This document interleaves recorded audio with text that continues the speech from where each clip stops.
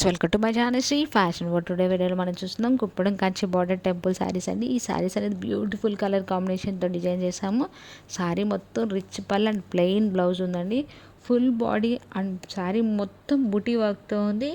Border అనేది hand బూటీతో work చేస్తుందండి. Beautiful colour combination. 70% పట్టు అండ్ 30% కాటన్తో డిజైన్ చేసాం.